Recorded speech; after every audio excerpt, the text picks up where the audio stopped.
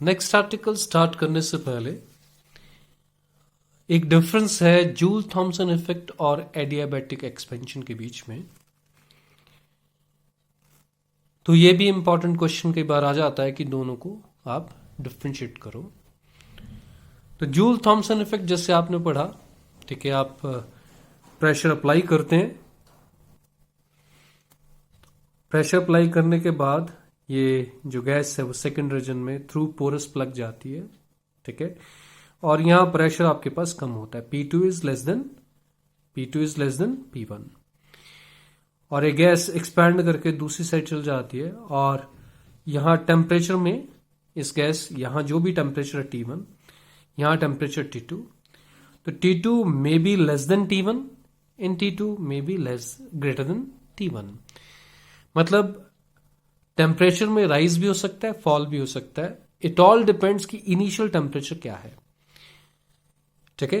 ये T1 आपके पास क्या है, क्या ये T लेस देन Ti है, क्या ये T ग्रेटर देन Ti है। Temperature of inversion, Ti is temperature of inversion. जैसे मैंने आपको बताया था, हीलियम के लिए टेम्परेचर ऑफ इन्वर्जन 43 केल्विन है। तो इनिशियल टेम्परेचर अगर T1 अगर टेम्परेचर ऑफ इन्वर्जन से कम है तो यहां कूलिंग होगी, और अगर initial temperature greater than temperature of inversion है तो यहां हीटिंग होगी। लेकिन अगर मैं नॉर्मल एडियाबैटिक एक्सपेंशन की बात करूं, ठीक है, ये एक्सपेंड करता है, पिस्टन यहां आ जाता है, तो यहां टेम्परेचर में हमेशा क्या होगा, फॉल होगा। लेकिन एडियाबैटिक एक्सपेंशन में टेम्परेचर में फॉल भी हो सकता है, टेम्परेचर में इंक्रीज भी हो सकता है। It all depends on the initial temperature. तो डिफरेंसेस आपको क्लियर होने चाहिए। एक और चीज, यहां work is done on the gas और यहां work is done by the gas, ठीक है, पिस्टन को यहां ले जाने में। लेकिन अगर मैं adiabatic expansion, simple adiabatic expansion की बात करता हूं, then work is done by the gas, ठीक है, यहां गैस काम करेगी। लेकिन अगर मैं जूल थॉमसन इफेक्ट में बात करूं तो work is done on the gas as well as work is done by the gas. ये भी डिफरेंसेस में रहेगा। तो डिफरेंसेस अब क्लियर करते हैं। Work is done by the gas as well as work is done on the gas, और adiabatic expansion में work is done by the gas only. ये पहला difference. Second, enthalpy remains constant, किसमें, Joule Thomson effect में, मैंने ये पहले भी क्लियर किया है। और एडियाबैटिक एक्सपेंशन में एंट्रोपी रिमेन्स कांस्टेंट। ये सेकंड है आपके पास। थर्ड जो है, it is irreversible. Joule Thomson effect is irreversible. कहने का मतलब क्या है कि अगर सपोज मैं क्या करता हूं, यहां से प्रेशर अप्लाई करता हूं और पोरस प्लग से पास होती है गैस, मैं वापस लेके आता हूं, ठीक है। तो अगर पहले हीटिंग हो रही थी, मतलब टेम्परेचर इंक्रीज हो रहा था, तो अब टेम्परेचर डिक्रीज नहीं होगा, इंक्रीज ही होगा, ठीक है, क्योंकि जब भी initial temperature less than the temperature inversion है तो कूलिंग है, तो कूलिंग ही होनी है। तो ये प्रोसेस रिवर्सिबल नहीं है, इरिवर्सिबल है। लेकिन अगर मैं एडियाबैटिक एक्सपेंशन की बात करूं, अब मैं पहले भी एक्सपैंड कर रहा था, मैं कंप्रेस करना शुरू कर दूं, तो पहले अगर कूलिंग हो रही है तो हीटिंग होनी शुरू हो जाएगी। तो एडियाबैटिक एक्सपेंशन सिमिलर स्टेप्स में वापस किया जा सकता है, तो इसलिए आप इसको क्या बोलेंगे, रिवर्सिबल। लेकिन अगर मैं इसकी बात करूं adiabatic expansion, Joule Thomson expansion की, ठीक है, ये इरिवर्सिबल प्रोसेस होगा। तो it is irreversible process and it is reversible process. Next जो है, अमाउंट ऑफ कूलिंग और हीटिंग जो है जूल थॉमसन इफेक्ट में कम होती है, इट्स स्मॉल। लेकिन एडियाबैटिक एक्सपेंशन में, एडियाबैटिक प्रोसेस में अमाउंट ऑफ कूलिंग जो है वो अगर आप धीरे धीरे एक्सपेंशन करवाएंगे तो कम होगी, अगर आप स्टेप्स में जल्दी में एक्सपेंशन करवा देंगे तो कूलिंग ज्यादा हो जाएगी। तो लार्ज और स्मॉल दोनों चीजें पॉसिबल हैं इस केस में। नेक्स्ट अगर बात की जाए, जो मैं बता चुका हूं, यहां जूल थॉमसन इफेक्ट में हीटिंग भी हो सकती है, कूलिंग भी हो सकती है। लेकिन एडियाबैटिक एक्सपेंशन में हमेशा क्या होगी, कूलिंग होगी फॉर श्योर।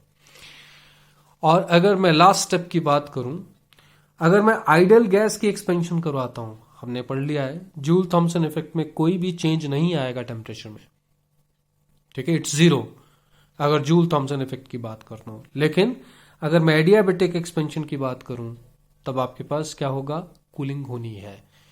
तो ये 5 डिफरेंसेस हैं, it's very important question as well. अब हम अगले आर्टिकल की ओर बढ़ेंगे और अगला आर्टिकल हमारा क्या है, दैट इज एडियाबेटिक डीमैग्नेटाइजेशन और थर्मोमैग्नेटिक इफेक्ट और magneto caloric effect, CALORIC, magneto caloric effect. ये तीनों एक ही आर्टिकल हैं। मैग्नेटो मतलब आप मैग्नेटिक फील्ड के साथ रिलेट करेंगे, कैलोरिक मतलब हीट के साथ डील करेंगे, थर्मोमैग्नेटिक या मैग्नेटो कैलोरिक एक ही बात है। एडियाबेटिक डीमैग्नेटाइजेशन ये भी इसी उसमें आता है। लेकिन ये करने से पहले आपको थोड़ा सा पता होना चाहिए किसके बारे में। One is magnetic susceptibility and the second is Curie law. Magnetic susceptibility आपके पास क्या है, it is intensity of magnetization per unit external magnetizing field strength. यह आपने +2 में जरूर पढ़ा होगा। आई यहां करंट नहीं है, it is intensity of magnetisation. ये होता है dipole moment induced per unit volume. अगर मैं कोई मैग्नेटिक सब्सटेंस कंसिडर करता हूं, इसका वॉल्यूम अगर V है और मैग्नेटिक फील्ड लगाने से, H मैग्नेटाइजिंग फील्ड लगाने से अगर इसमें total magnetic momentum M generate हो जाता है और इसका वॉल्यूम V है, तो M/V दैट इज I, ठीक है। इंटेंसिटी ऑफ मैग्नेटाइजेशन क्या है, magnetic moment induced per unit volume, ठीक है। और मैग्नेटिक ससेप्टिबिलिटी क्या है, that is I/H। I is intensity of magnetisation, that means dipole moment induced per unit volume, and H is magnetizing field strength। तो ये चीज पहले क्लियर होनी चाहिए। Second is Curie law. Curie law क्या बोलता है, Curie law is only for paramagnetic substance. पहली बात, अगर मैं पैरामैग्नेटिक सब्सटेंस की बात करता हूं, then magnetic susceptibility is inversely proportional to temperature, capital T, ठीक है। And T constant proportionality that is C and it is called Curie constant. तो जितना कम T होगा उतनी ज्यादा इसकी ससेप्टिबिलिटी है, ठीक है। उतना जल्दी ये मैग्नेटाइज हो जाता है, मतलब एक्सेप्टेबिलिटी आप ऐसा बोल सकते हैं, ठीक है।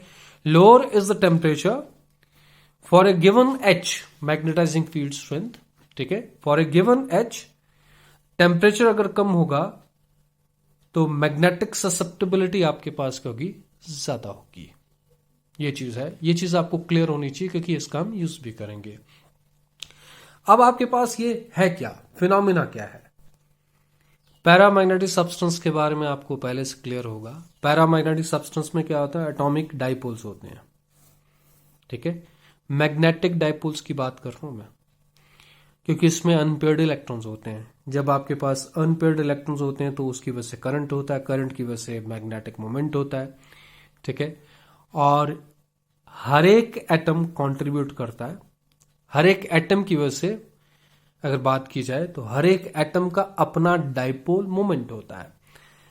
बट अगर एक्सटर्नल मैग्नेटिक फील्ड आपने नहीं लगा रखी है, ठीक है, इट्स नॉट देयर, तो डिफरेंट एटॉमिक डाइपोल्स या मॉलिक्यूलर डाइपोल्स क्या होते हैं, दे आर रेंडमली ओरिएंटेड। इनका रेंडम ओरिएंटेशन होता है और नेट आपके पास मैग्नेटिक मोमेंट 0 निकल के आता है। लेकिन जैसे आप एक्सटर्नल फील्ड लगाते हैं, एक्सटर्नल फील्ड लगाते ही क्या होता है, जैसे आप एक्सटर्नल मैग्नेटाइजिंग फील्ड लगाना शुरू करते हैं तो इन एटॉमिक डाइपोल्स की अलाइनमेंट स्टार्ट हो जाती है। जो पहले रैंडम ओरिएंटेशन में थे, ठीक है, अब इनकी alignment along the direction of the external field. और जैसे जैसे फील्ड स्ट्रेंथ बढ़ती जाती है वैसे वैसे इसकी ऐसा अलाइनमेंट भी बढ़ती जाती है। और फिर एक ऐसी स्ट्रेंथ आती, फील्ड स्ट्रेंथ आती है कि सारे के सारे डाइपोल, ठीक है, along the direction of field align हो जाते हैं। That is called saturation magnetism. अगर मैं इसको प्लॉट करूं, इंटेंसिटी ऑफ मैग्नेटाइजेशन को with external magnetizing field strength, तो उसका कर्व ऐसा होता है कि वो बढ़ता है बढ़ता है बढ़ता है, फाइनली सैचुरेट। सैचुरेट मतलब सारे के सारे एटॉमिक डाइपोल्स वो अलाइन हो गए। और जब आप फील्ड स्ट्रेंथ कम होना करना शुरू करेंगे तो ये वापस, ठीक है, और जब फील्ड जीरो हो जाएगी तो इंटेंसिटी ऑफ मैग्नेटाइजेशन भी जीरो हो जाएगी. It's not like ferromagnetic. Ferromagnetic और होता है, फेरोमैग्नेटिक का कर्व भी आपके पास कुछ ऐसा होता है, मैं उसकी बात ही नहीं कर रहा हूं. I am only talking about paramagnetic substance, और उसके लिए I H curve, I intensity of magnetization and H is external magnetic field. Rather मुझे एच की बजाय एच बाई टी लिखना चाहिए इसे, because lower is the temperature, greater is H by T, and it is easier to magnetize, क्योंकि इसकी susceptibility ज्यादा है. ससेप्टिबिलिटी जो है टेम्परेचर पर डिपेंडेंट अगर बोला जाए, it's inversely proportional to T. अभी थोड़ी देर पहले हमने ये चीज की भी थी. तो यहां एच को लिखने की बजाय आपको एच बाई टी लिखना चाहिए. तो अगर टी कम है तो एच बाई टी फिर ज्यादा ही है.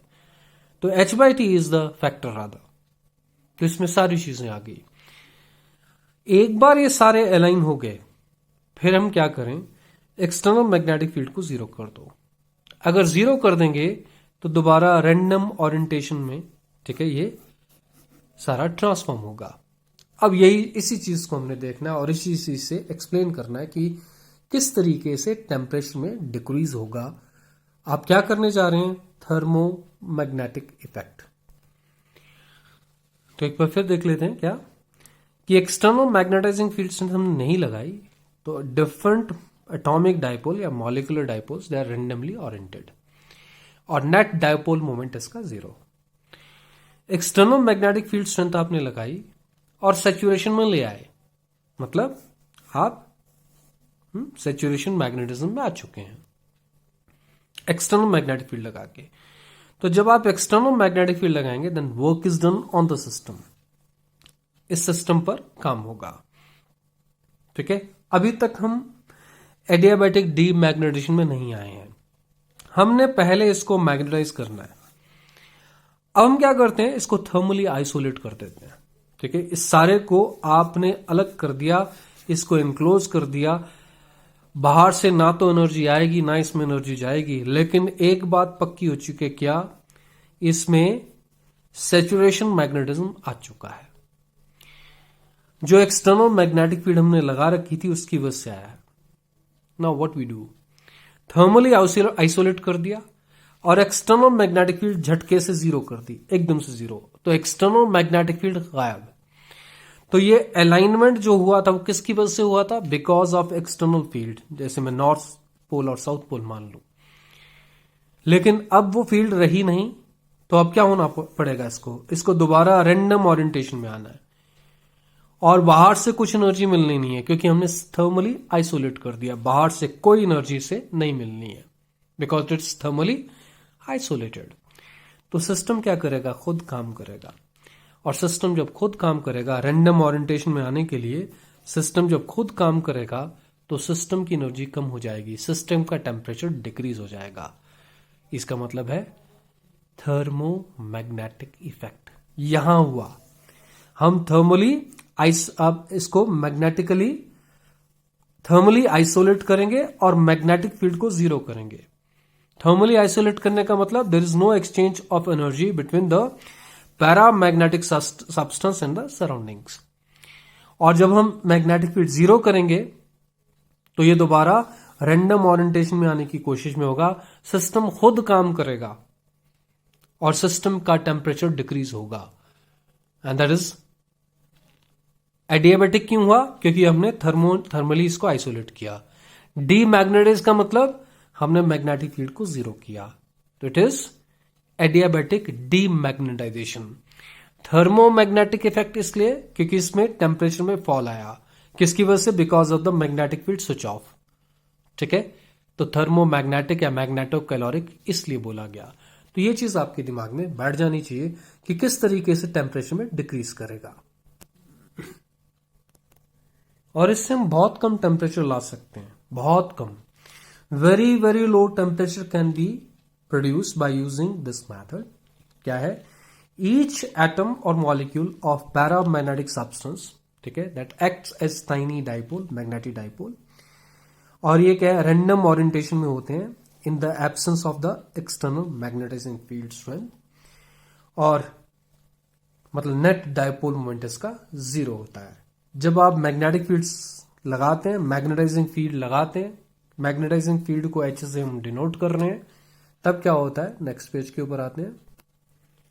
The tiny dipoles tend to align, ठीक है, along the direction of the applied field, which means magnetic moments of substance, ठीक है, वो इंक्रीज होना शुरू हो जाता है। Here work is done on the paramagnetic substance, ठीक है, पैरामैग्नेटिक सब्सटेंस के ऊपर वर्क हो रहा है। आपने +2 में पढ़ा होगा माइनस म्यू बी, ठीक है, वेक्टर फॉर्म में mu vector dot B vector पढ़ा होगा, इतना वर्क होता है। बी की बजाय आप एच यूज कर रहे हो, और इसकी बजाय जितना भी इसमें डायपोल मोमेंट आएगा उसको हम डी एम से नोट कर रहे हैं। तो म्यू बी को लिखने की बजाय एच इंटू डी एम, ऐसा नेगेटिव साइन का यहां सिग्निफिकेंस क्या है, that work is done on the system. तो डी डब्ल्यू आपके पास क्या हो जाएगा, that is minus H into D M, work is done on the system, ठीक है, क्योंकि हमने मैथमेटिकली भी इस चीज को एक्सप्लेन करना है सारा। तो यहां H magnetizing field strength and D M is magnetic moment induced, और नेगेटिव साइन का मतलब भी अभी मैंने आपको क्लियर कर दिया, ठीक है, क्या है, that work is done on the system. अब अगर ऐसा है तो हीट प्रोड्यूस होगी, ठीक है, heat will be produced because work is done on the system. ये हीट जो प्रोड्यूस हुई इसको हम बाहर निकाल लेंगे, मतलब अभी थर्मली आइसोलेट नहीं किया हमने, ठीक है। जितने भी heat so produced is taken away and temperature of paramagnetic substance is kept constant. जब तक हम इसको मैग्नेटाइज कर रहे हैं तब तक आप टेम्परेचर इसका क्या रखेंगे, कांस्टेंट। कैसे, जो भी हीट प्रोड्यूस होगी उसको हम बाहर निकाल लेंगे, ठीक है। मेरा कहने का मतलब है जब आप ये एक्सटर्नल मैग्नेटिक फील्ड लगा रहे हो, ये अलाइन हो रहा है, तो इसमें हीट प्रोड्यूस होगी। उस हीट प्रोड्यूस को आप क्या अभी थर्मली आइसोलेट नहीं किया है, आप क्या इस हीट को एक्सट्रैक्ट कर लोगे, बाहर निकाल लोगे, और इसका टेम्परेचर क्या रखोगे, कांस्टेंट रखोगे। उसके बाद आप इसको क्या करेंगे, थर्मली आइसोलेट करेंगे, पहले नहीं। जब आप अलाइनमेंट कर रहे हो तब आपने इसको थर्मली आइसोलेट नहीं करना है, ठीक है। जब आप मैग्नेटिक फील्ड स्विच ऑफ करोगे तब आपने इसको थर्मली आइसोलेट करके ही मैग्नेटिक फील्ड स्विच ऑफ करनी है, ये चीज दिमाग में रहे। तो अब क्या करेंगे हम, now the substance is thermally isolated, अब करेंगे thermally isolate and magnetic field is switched off, then the substance gets demagnetized adiabatically. क्यों, क्योंकि आपने इसको थर्मली आइसोलेट कर दिया है। This is called adiabatic demagnetization of paramagnetic substance. और इस प्रोसेस में बहुत कम टेम्परेचर हो जाएगा, the substance paramagnetic substance cool down हो जाएगा, ठीक है। तो ये थर्मोमैग्नेटिक इफेक्ट है, और इसका प्रिंसिपल जो है दैट इज क्यूरी लॉ। मैं एक्सप्लेन कर चुका हूं क्यूरी लॉ क्या चीज है। जो एक बार फिर, कायम इनवर्सली प्रोपोर्शनल, जितना कम टी होगा, जितना कम टेम्परेचर होगा उतनी ज्यादा इसकी ससेप्टिबिलिटी होगी, ठीक है। और जितना कम टेम्परेचर होगा उतनी ज्यादा ससेप्टिबिलिटी होगी, ठीक है। Lower is T, greater is कायम, काय ऐसे लिखते हैं हम, ठीक है। तो जितना ज्यादा ससेप्टिबिलिटी होगी इसका मतलब है उसमें उतनी ज्यादा इंटेंसिटी ऑफ मैग्नेटाइजेशन आ चुका है इन ए वे। तो that will lead to large drop in temperature जब इसको आप डीमैग्नेटाइज करेंगे एडियाबैटिकली। और एक्चुअली में एक्सपेरिमेंटल सेटअप आपके पास क्या है, this is the experimental setup, experimental arrangement, ठीक है। ये पैरामैग्नेटिक सब्सटेंस है, ठीक, और ये एक्सटर्नल मैग्नेटिक फील्ड स्ट्रेंथ है, it's very very high magnetic field strength. और देखिए दिस कंटेनर जिसमें पैरामैग्नेटिक सब्सटेंस, इसको सिल्क थ्रेड से आप सस्पेंड करते हो, और इस कंटेनर को जिसमें ये पैरामैग्नेटिक सब्सटेंस है उसको आप लिक्विड हीलियम से एनक्लोज करते हो। ये डबल वॉल फ्लास्क है इन ए वे, और इसको फर्दर लिक्विड हाइड्रोजन से इनक्लोज करते हो, उसको फर्दर लिक्विड एयर से इनक्लोज करते हो। लिक्विड हीलियम दैट मीन्स आप काफी कम टेम्परेचर पे है, it's around about 4 Kelvin, it's around about 17 Kelvin, and it's around about 77 Kelvin. ठीक है, तो ये कम है, ये भी कम है वैसे, बट हाँ यहां कम है 4 Kelvin. क्यों? क्योंकि हम नहीं चाहते कि बाहर से कोई भी हीट अंदर आए. ठीक है, क्योंकि फाइनली हमने इसको एडियाबैटिक उसमें लाना है. तो अगर आपने इसको ओपन रख दिया तो बाहर से तो हीट आ जाएगी. अगर आपने इसको, ठीक है, इस कंटेनर को जिसमें पैरा मैग्नेटिक सब्सटेंस है ओपन रख दिया तो हीट अंदर आ जाएगी. आप एडियाबैटिक प्रोसेस नहीं करवा पाएंगे. तो बहुत चेक्स आप लगा रहे हैं कि यहां भी आ सकती है, चलो फर्दर, यहां भी आ सकती है, चलो फर्दर. तो 3 एक गेट लगा दिया आपने कि हीट की एंट्री को आप क्या कर रहे हैं, ऑब्स्ट्रक्ट फाइनली बाद में करेंगे. तो हम क्या करते हैं, इनिशियली ये मैग्नेटिक फील्ड लगाते हैं एक्सटर्नल. ये पैरा मैग्नेटिक सब्सटेंस ये क्या हो जाता है, इसमें डाइपोल्स अलाइन हो जाते हैं और इसमें हीट प्रोड्यूस होगी. और वो हीट जो प्रोड्यूस होगी, या हीलियम का सर्कुलेशन रखते हैं. ठीक है, इस कंटेनर में हीलियम का सर्कुलेशन रखेंगे.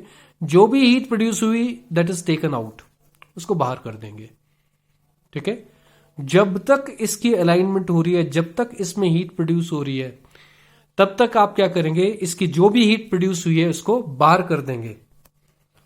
तो हीलियम सर्कुलेशन हम यहां करते हैं. ठीक है, सो दैट जो भी हीट प्रोड्यूस हुई है दैट इज टेकन आउट. ठीक है, और इसकी अगर जब सेचुरेशन मैग्नेटिज्म हो चुका है, अब हम क्या करेंगे, एक्सटर्नल मैग्नेटिक फील्ड को स्विच ऑफ कर देंगे. ठीक है, और इसको भी हम बंद कर देंगे, हीलियम सर्कुलेशन भी बंद. अब क्या है, अब ये डीमैग्नेटाइज होगा और बाहर हीट जाएगी नहीं, ना बाहर से अंदर आएगी. ठीक है, क्योंकि इसकी कूलिंग होनी है. जब आप एडियाबैटिक डीमैग्नेटाइजेशन यहां करेंगे, बाहर से हीट क्यों नहीं आएगी, बिकॉज हमने इसको हर एक साइड से क्या है, एनक्लोज कर दिया. यहां कहीं से हीट नहीं आने वाली, यहां भी हमने बंद कर दिया. तो अब आपके पास ये जो पैरा मैग्नेटिक सब्सटेंस है वो डीमैग्नेटाइज होगा. और क्योंकि कोई भी हीट की एंट्री नहीं होनी है, तो एडियाबैटिक डीमैग्नेटाइजेशन होगी. And that will lead to large drop in temperature of this para magnetic substance. किस ऑर्डर के टेम्परेचर में आप चल जाते हैं, 10⁻⁴ केल्विन. इस ऑर्डर के टेम्परेचर में आप जा सकते हैं. Very very low temperature that can be attained by this adiabatic demagnetization. ठीक है, इसको मैंने वैसे आपको बता दिया, आप मैथमेटिकली मैं नेक्स्ट वीडियो में आपको बताऊंगा. तब तक आप इस वीडियो को देखिए ढंग से. अभी तक के लिए इतना.